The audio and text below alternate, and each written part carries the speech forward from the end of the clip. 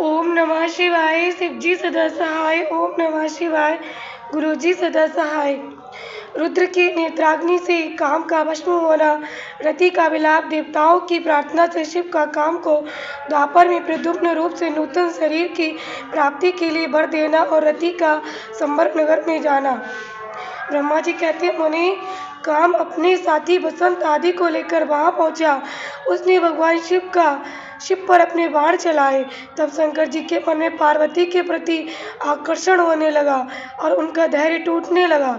अपने धैर्य का ह्रास होता देख महायोगी महेश्वर अत्यंत विस्मित हो मन ही मन इस प्रकार चिंतन करने लगे। श्री बोले, मैं तो उत्तम तपस्या कर रहा था, उसमें विघ्न कैसे आ गए? किस कुकर्मी ने यहाँ मेरे चित्त में विकार पैदा कर दिया? इस तरह विचार करके सत्पुरुषों के आश्रयदाता महायोगी परमेश्वर शिव शंकर युक्त हो संपूर्ण दिशाओं की ओर देखने लगे। इसी समय वाम भाग में बाण खींचे खड़े हुए काम पर उनकी दृष्टि पड़ी। वह मूर्छित मदन अपनी शक्ति के घमंड में आकर पुनः अपना बाण छोड़ना ही चाहता था। नारद, इस अवस्था में काम पर दृष्टि पड़ती ही परमात्मा गिरीश को तत्काल रोष चढ़ गया। मुने, उधर आकाश में बाण सहित धनुष लिए खड़े हुए काम ने भगवान शंकर पर अपना अमोघ अस्त्र छोड़ दिया, जिसका निवारण करना बहुत कठिन था, परंतु परमात्मा शिव पर वह अमोघ अस्त्र भी मोघ व्यर्थ हो गया। कुपित हुए परमेश्वर के पास जाते ही शांत हो गया। भगवान शिव पर अपने अस्त्र के व्यर्थ हो जाने पर मत काम को बड़ा भय हुआ। भगवान मृत्युंजय को सामने देखकर वह कांप उठा और इंद्र आदि समस्त देवताओं का स्मरण करने लगा। मुनिश्रेष्ठ अपना प्रयास निष्फल हो जाने पर काम ऐसे व्याकुल हो उठा था।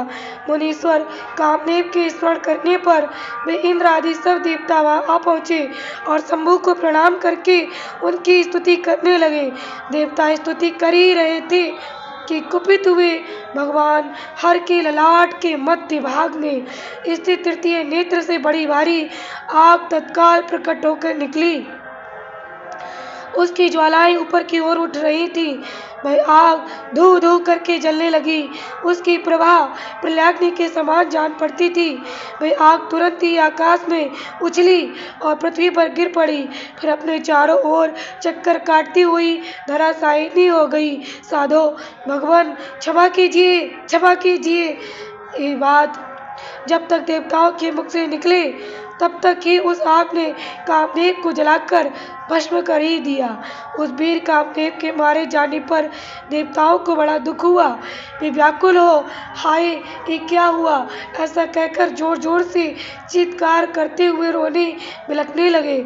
उस समय विकृत चित्त हुई पार्वती का सारा शरीर सफेद पड़ गया।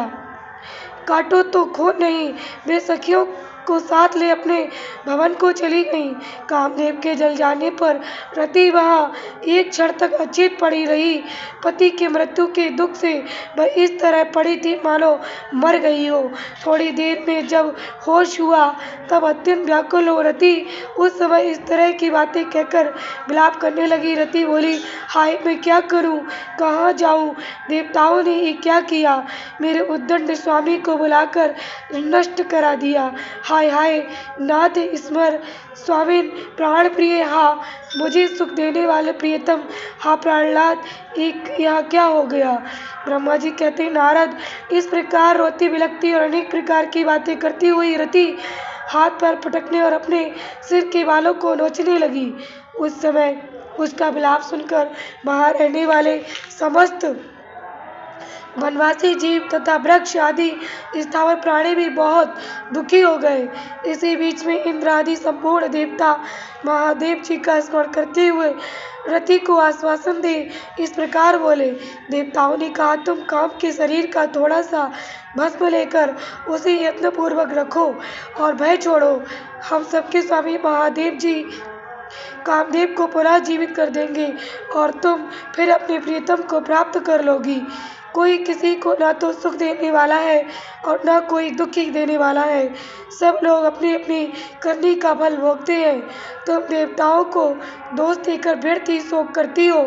इस प्रकार रति को आश्वासन दे सब देवता भगवान शिव के पास आए और उन्हें भक्तिभाव से प्रसन्न करके यूँ बोले। देवताओं ने कहा, भगवान शरणागत वत्सल महेश्वर, आप कृपा करके हमारे इस शुभ वचन को सुनिए। शंकर, आप कामदेव की करतूत पर भलीभांति प्रसन्नता पूर्वक विचार कीजिए। महेश्वर, काम ने जो ये कार्य किया है इसमें इसका कोई स्वार्थ नहीं था। दुष्ट तारकासुर से पीड़ित हुए हम सब देवताओं ने मिलकर उससे ये काम करवाया। नाथ शंकर, इसे आप अन्यथा ना समझें। सब कुछ देने वाले देव गिरी सती साध्वी रति अकेली अति दुखी होकर विलाप कर रही है। आप उसे सांत्वना प्रदान करें। शंकर, यदि इस क्रोध के द्वारा आपने कामदेव को मार डाला तो हम यही समझेंगे कि आप देवताओं सहित समस्त प्राणियों का अभिसंहार कर डालना चाहते हैं। रति का दुख देखकर देवता नष्ट प्राय हो रहे हैं, इसलिए आपको रति का शोक दूर कर देना चाहिए। ब्रह्मा जी कहते हैं, नारद, संपूर्ण देवताओं का ये वचन सुनकर भगवान से प्रसन्न हो उनसे इस प्रकार बोले। शिव ने कहा, देवताओं और ऋषियों, तुम सब आदरपूर्वक मेरी बात सुनो। मेरे क्रोध से जो कुछ हो गया है वह तो अन्यथा नहीं हो सकता, तथापि रति का शक्तिशाली पति कामदेव तभी तक अलंग शरीर रहत रहेगा जब तक रुक्मणी पति श्री कृष्ण का धरती पर अवतार नहीं हो जाता। जब श्री कृष्ण द्वारका में रहकर पुत्रों को उत्पन्न करेंगे तब वे रुक्मणी के गर्भ से काम को भी जन्म देंगे। उस काम का ही नाम उस समय प्रद्युम्न होगा, इसमें संशय नहीं है। उस पुत्र के जन्म लेते ही शंबरासुर उसे हर लेगा। हरण के पश्चात दानव शिरोमणि शंबर उस शिशु को समुद्र में डाल देगा। फिर वह मूढ़ उसे मरा हुआ समझकर अपने नगर को लौट जाएगा। रते, उस समय तक तुम्हें शंबरासुर के नगर में सुखपूर्वक निवास करना चाहिए। वहीं तुम्हें अपने पति प्रद्युम्न की प्राप्ति होगी। वहाँ तुमसे मिलकर काम युद्ध में शंबरासुर का वध करेगा और सुखी होगा। देवताओं, प्रद्युम्न नामधारी काम अपनी कामनी रति को तथा शंबरासुर के धन को लेकर उसके साथ पूरा नगर में जाएगा। मेरा ये कथन सर्वथा सत्य होगा। ब्रह्मा जी कहते हैं, नारद, भगवान शिव की ये बात सुनकर देवताओं के चित्त में कुछ उल्लास हुआ और वे उन्हें प्रणाम करके दोनों हाथ जोड़ विनीत भाव से बोले। देवताओं ने कहा, देव देव महादेव करुणासागर प्रभो, आप कामदेव को शीघ्र जीवन दान दें तथा रति के प्राणों की रक्षा करें। देवताओं की ये बात सुनकर सबके स्वामी करुणासागर परमेश्वर शिव पुनः प्रसन्न होकर बोले, देवताओं, मैं बहुत प्रसन्न हूँ। मैं काम को सबके हृदय में जीवित कर दूंगा। वह सदा मेरा गण होकर विहार करेगा। अब अपने स्थान को जाओ, मैं तुम्हारे दुख का सर्वथा नाश करूंगा। ऐसा कहकर रुद्रदेव उस समय स्तुति करने वाले देवताओं के देखते देखते अंतर्ध्यान हो गए। देवताओं का विस्मय दूर हो गया और वे सबके सब प्रसन्न हो गए। मुने तदंतर रुद्र की बात पर भरोसा करके स्थिर रहने वाले देवता रति को उनका कथन सुनाकर आश्वासन दे अपने अपने स्थान को चले गए। मुनीश्वर, काम पत्नी रति शिव के बताए हुए संपूर्ण नगर को चली गई तथा रुद्रदेव ने जो समय बताया था उसकी प्रतीक्षा करने लगी।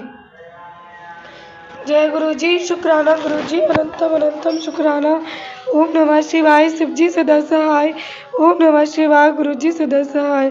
संगत जी, आज का हमारा ये अध्याय यहीं पे संपूर्ण हुआ।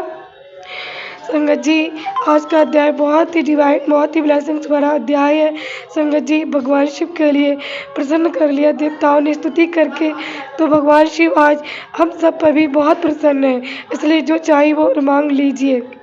संगत जी, आप और आपका परिवार सदस्य सुखी और समृद्ध रहे, ऐसी मेरी कामना है। संगत जी, जय गुरु जी, शुक्राना गुरु जी।